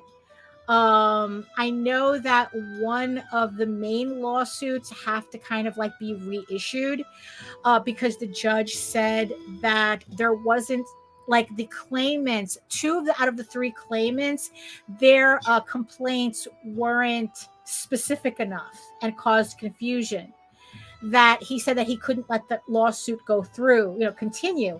Although he did say that he wasn't like throwing out the case, he was allowing them to redo their paperwork. He says the only person who he said was able to still continue forward with their lawsuit was Sarah Scribbles. He said that she was the only one who was able to move forward. Like, her complaint, I guess, fit the criteria. But I think that what that does, though, is that where the lawsuit was originally supposed to be like something that would have an overreaching effect, I think the way it's ending up now is that if Sarah is claiming her work was scraped to feed into the AI, she's the only one who can claim copyright, and she's the only one who will benefit from however the lawsuit ends. It's not really going to have, so pretty much they're going to say, it's like, unless you have a really strong claim to say that your stuff was illegally scraped, would you have copyright infringement. It's like they're trying, because you know what it is, they're trying to make a class action lawsuit, and the tech bros are trying to turn it back into an individual issue. Oh, if we have to force the individual artists to make claims, yeah, exactly. No, I agree. Like, the complete disrespect. And yeah, and that's kind of what's let's see, how is this? Let me see. And then it's like, if we put,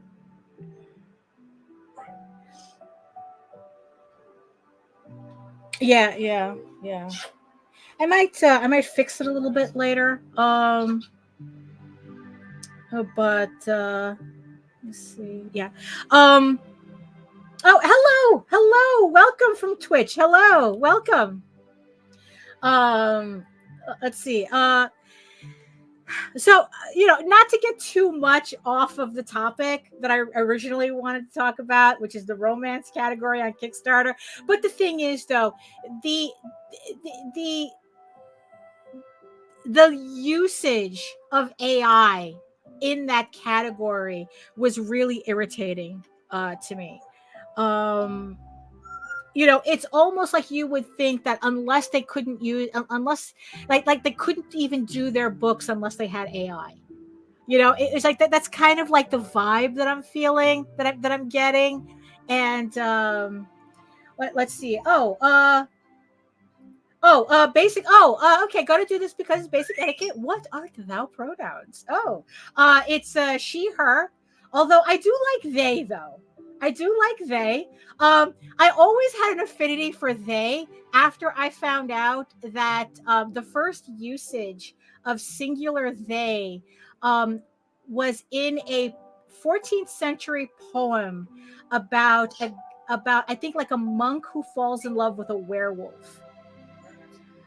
And I go, oh, oh, that's pretty funny. That's pretty funny. So, it's like, but definitely she, her, and definitely furries. Yeah. But I thought that was a funny thing. That's why the whole argument about the singular they was so funny, because like, well, do you know the actual history of the singular they? It's actually a lot more interesting. Roses are red. What was it? There's something that I like. Roses are red, violets are blue. Singular they existed before singular you.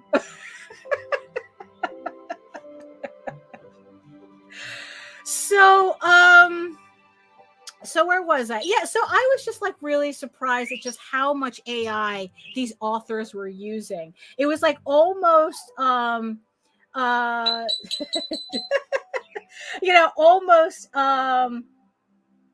it was almost like they couldn't do their books without using AI. And it's like, and even when they claimed they use actual artists, they wouldn't credit their artists. Because it's like, which is, I mean, it's just funny because, Krista, who's putting together her campaign, Krista, who's putting together that campaign, she was talking about, like she's crediting her artists, her editors, everybody who's with that campaign, who's doing work with her on her book, that she's crediting the artists. It's like, and yes, she's been showing me some of the artwork that she's been getting and who the artists are, so I can go follow them on Instagram. And and that's what and that's what I've been it's like, yeah, so she's obviously making a conscientious effort to make sure that everything is credited correctly and whatnot. And because here's the thing, if I it's like if I am what is it, if I'm what's the word, it's like I just brain farted, hold on. I just brain farted. If I see an artist, because that's the thing why I'm looking at these artists in these campaigns, is that if I like an artist, I want to be able to follow them on Instagram. And and it's like, if you're not telling me, if you're using artwork and not telling me who the artists are, how am I going to know more about them? How am I going to like follow them and see what, maybe if I can commission them later, or just like, I just want to look at their artwork. It's like what's the, what's the big deal? It's like, I just want to know who the artists are. And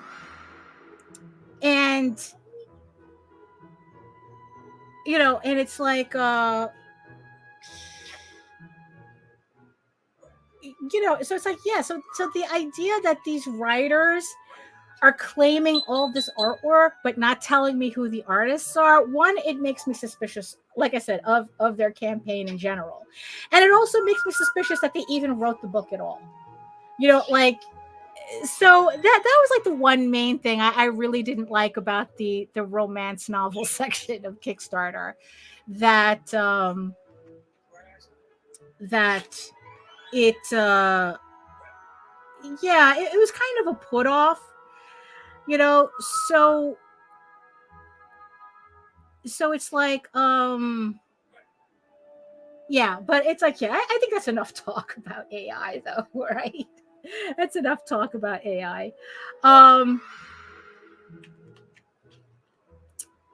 so it's like, so yeah, so it was just like, so one of the other things that were interesting about the romance fantasy books, what I liked is well, actually what I found interesting, right? So at the beginning I said that I had seen all this like things about rules and whatnot, right? Where like there's like if you're doing a romance novel, right? If you're part of Team Romancelandia, as they call it, Romancelandia, right? That there are certain rules that you have to follow when you're writing a story for this marketplace, I guess. Like there are like these expectations, like these trope expectations, that if you don't say it's in your book, they won't buy your book. And I find that really like one of the main things that I hear that you need to have if you're writing a romance novel is the whole idea of a happy ending. Do they stay together at the end? And is there a happily ever after? Pretty much, like you have to have that. You have to establish that that's there, or else they won't read the book. Which I found interesting. This is from a website, right? And not only that, but also it's like now they're doing this thing that where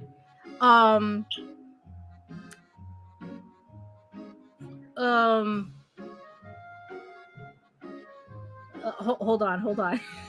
My brain is lagging again. Where I'm well, like I said, I'm on the website, and what was I looking at? Oh yeah, where it's like instead of like kind of like, well, they technically do give summaries of the story, but then it's like they have like these little charts that lists all the different tropes that are like the main tropes that are in the book. And it was just like, oh, this is really weird. It's like they're almost like advertising the novels like fanfic, kind of. It's like you kind of know when you go on AO3, you can actually choose, what kind of tropes that you're into or whatnot. And it's been a while since I've been on AO3, so I don't know if they've updated that or not. So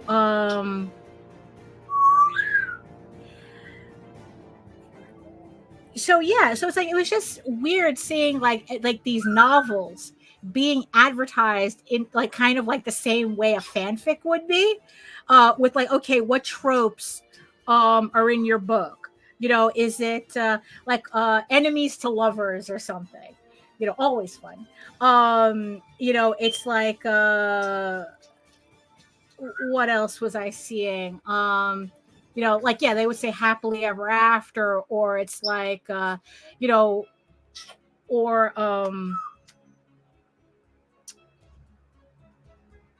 what else? Like things like that, yeah,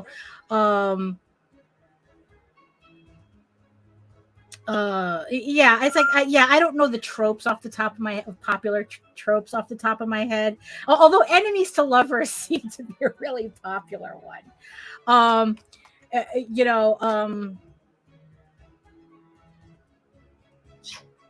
So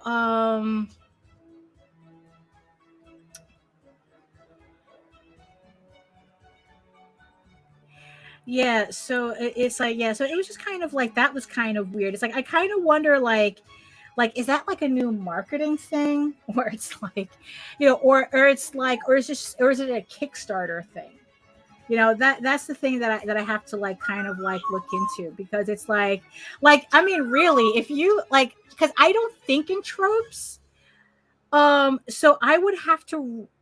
So it's like if you were to ask me, oh, so what tropes are in your book? I'd be like, oh my god, it's like this is the summary of the story. So I couldn't tell you. I mean, it's like yeah, it's just not something that I really thought about. So yeah, that was kind of funny. for me to see. Let's see. Oh, and also like what I did like though is like there's like a lot of like embellishment of the book itself too that they offer. Like Krista showed me this thing where she was spray painting a design, a stencil design on the book pages. You know, when you have the book closed, you can like have gilded pages. So what she does is that, so she has like, she showed me this like this whole contraption, and then it's like she was airbrushing, stenciling a design onto like the closed pages to embellish the book, which I thought was like really, there was a really elaborate one that I saw on Instagram the other day. I mean, really elaborate. The person said that it's like it took them 5 hours just to do one book. And I go, I think you need to really chill on that. That's a lot of work for one book that probably just costs $40. You know, although I would like to think they're charging extra. I would have to double check, but I'm pretty sure they're charging extra for that work.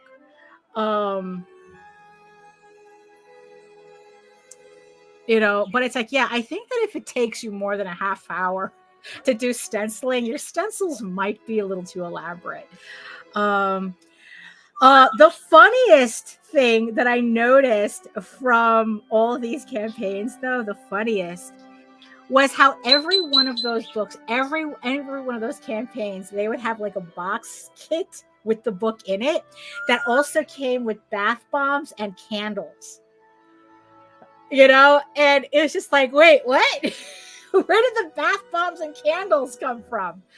You know, and I guess, you know, and at first I was like really confused by that because Krista was saying that she's going to be offering tea with hers, like a specifically blended tea with her novel.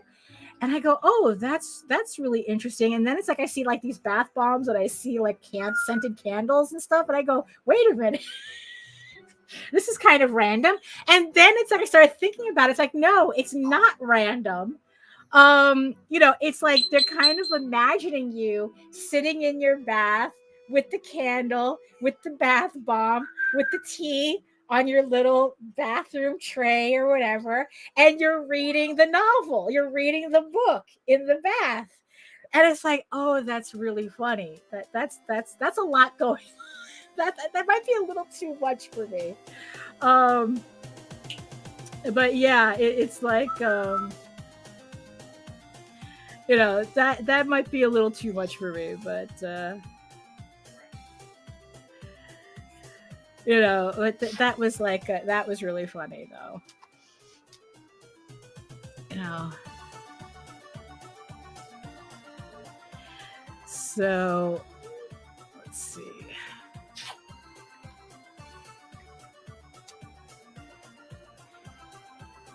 Let's see. So listening. So yes, and now it's like this almost like video game music popping up in the background. I'm not sure how I feel about this. It says that the category of this playlist was fantasy and dreamy, and this is not exactly what I was thinking of, you know, for fantasy and dreamy. I mean, what I'm thinking when I hear the term fantasy and dreamy, I'm thinking like Enya. You know, I'm thinking about stuff like that, you know, music like that. And video game music is not what I think about when I hear fantasy and dreamy. So okay.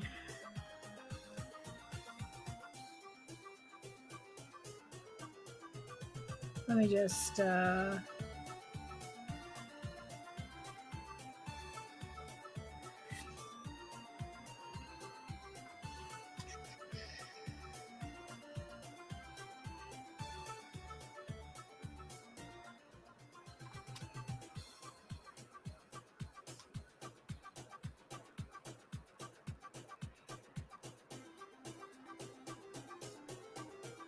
yeah, so you know, so in the end, it was just like a pretty interesting exercise looking at this category on Kickstarter, the romance fantasy category on Kickstarter, just to see what else is out there, like what's in terms of like we get so used to just looking at comics, you know, the comics Kickstarter, that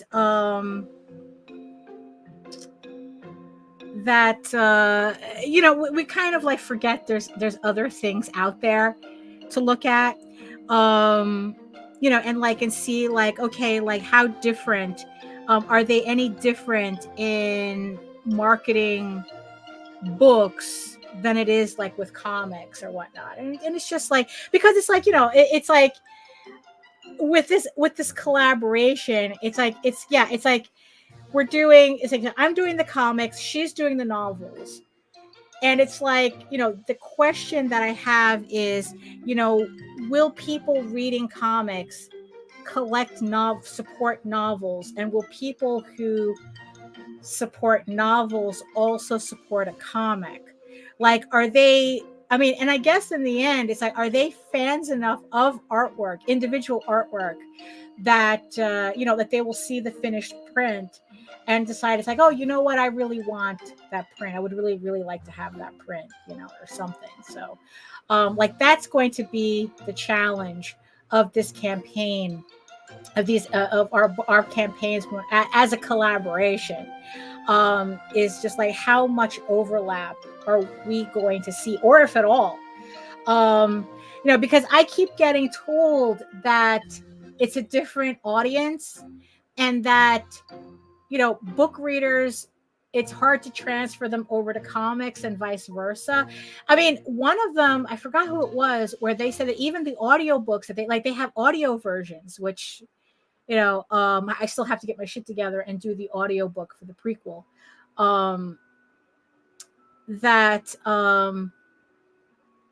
You know, that even the audiobook is another audience, is a different audience. Like, it's a kind of like, you're either buying audiobooks, you're buying novels, or you're buying comics, but very rare do they overlap. And I just find that really hard to believe. I just find that really, really difficult to think that that's, you know, that it's like, because I mean, I like to buy all three. I can't be the only one, right? Let's see. It's like, let me just, okay. So I didn't realize that we were like, you know, almost at the top of the second hour. I mean, it's like, you know, actually, did I remember to save? So yeah, so what I'm going to do is, eventually when I finish the characters, I'm going to put like a white fill on them, so that when I put the background, then that they'll overlay correctly on the background.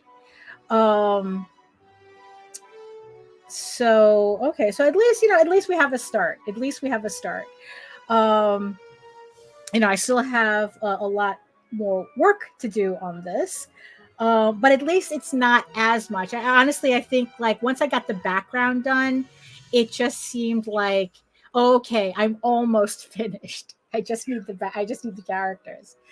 Okay, so let me just check something here. Let's see.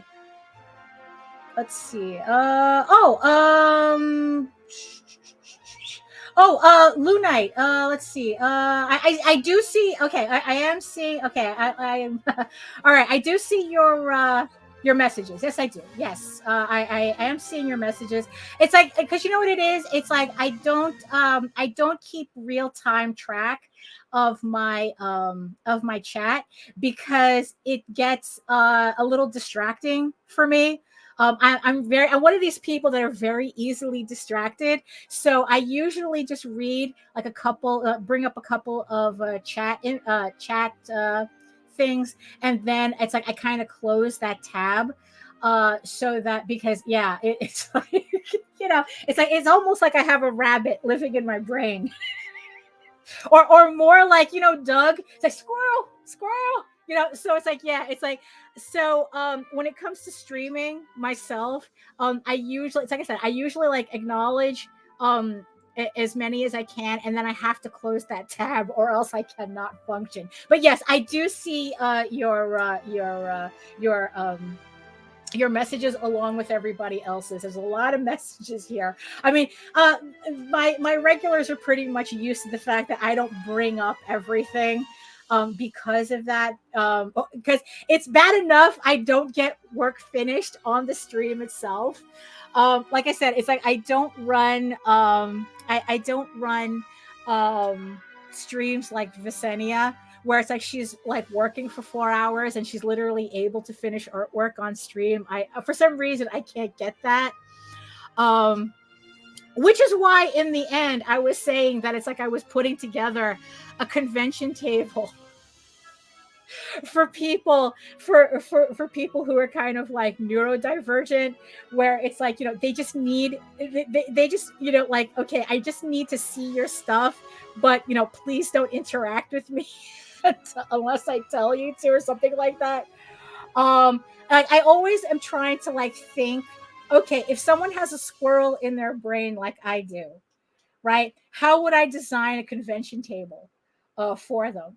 Right. And, and that's kind of like how I run my stream as well. As I can recognize, I'll recognize who I can, but I can't have the chat running the entire time.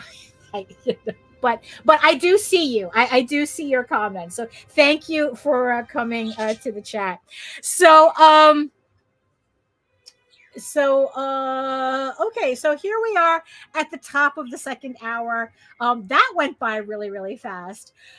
I got this much done. That's all I was able to get. Like I said, that's why I compare these streams to a convention, where it's like, we're all hanging out, we're at the table, I'm drawing, you guys are talking, and it's like you're either talking amongst yourselves or, we're just going back and forth.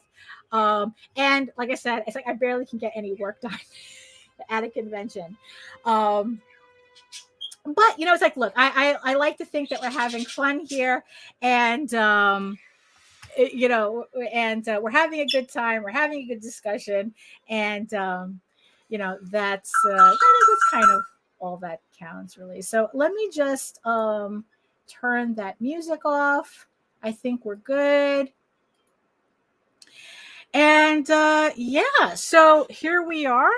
So hopefully I'm gonna work on this piece little by little, because I got some other things that I have to finish on top of it. I have a sketch cover that I have to work on, an actual sketch cover. I have to use my hands and pencils and things. I have a sketch cover that I have to finish so that I can finally get this last Tall Tales campaign pledge out the door. So at least, like I said, that will completely close out that Tall Tales campaign that just that I guess was from a couple of weeks ago. So at least that'll be finally done and out the door. So I'm probably going to do that next, and then I'll come back to finishing this print. So yeah, like I said, it's like this is going to be one of the so this piece. So when it's done, it's gonna this is what one of my finished pieces look like. This is going to be a bonus print on the Sky of Thorns campaign when it goes live on September 25th. When she reaches a certain stretch goal, like I said, she hasn't made those decisions yet as to like how much money has to be raised before unlocking certain things. So this is going to be one of the stretch goals on the campaign. So if you pledge to her campaign, you're either going to get, so if you're a physical backer, you get a physical print. If you're a digital backer, you get a digital print of this image. And like I said, the collaboration print that I'm working on, once it's done, of course, I will be offering this up on my campaign that you will only be able to get if you support both our campaigns. So how we're going to keep track of that is that when we send out surveys at the very end of it, we're going to ask you, did you support the Sky of Thorns campaign or the EGORAVEN campaign? Do you support these two campaigns, and what are your backer numbers? And then we're going to cross-reference, and then whoever backed both our campaigns, we're going to send out the extra print as well. So yeah, so let me just let's see. So let me just switch over here. So yeah, so there we have it. I think a rather successful, another successful draw stream for today. Thank you so much, everybody who's joined me in the chat. Thank you so much for your comments. Like I said, I usually see all of them. I just can't have them, scrolling on my screen at the same time, or I just become completely squirrel brained. So, but I did see them. I do see most of the messages. So thank you so much for that.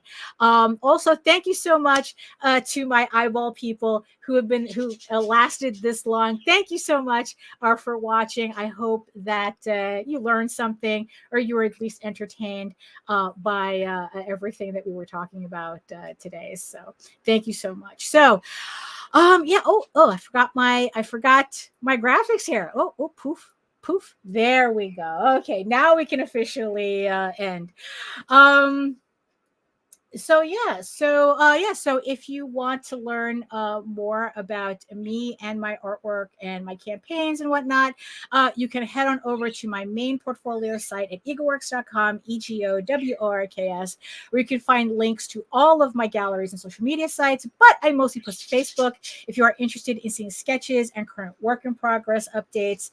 And remember that you can also catch me here on YouTube at my channel at Daphne Lage, Lage Art, which also simulcasts through the Indie Comics Network as well. So make sure that you like, subscribe, share, and hit the notification bell for both our channels so that you get notified whenever any of our shows go live. I will be back on Friday with Nita at 11 a.m. Eastern for our vlog show. We're probably going to talk more about these other categories on Kickstarter that I've been looking through, because it was like the romance novels and children's books, and we've just been learning a lot just by studying these two categories. So if you're interested in seeing and hearing us talk more about that, join us at 11 a.m. Eastern on Friday, and join in that conversation as well. Also, remember, you can read EGORAVEN, Heir of the First Unicorn, for free, uploading every day, Monday through Friday. But if you prefer your fantasy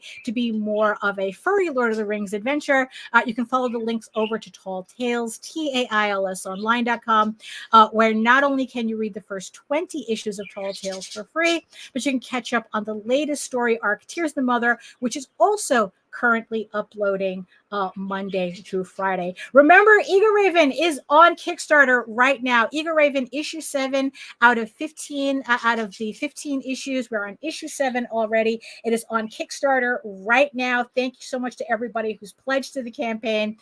Links are in the show notes below and in the chat as well.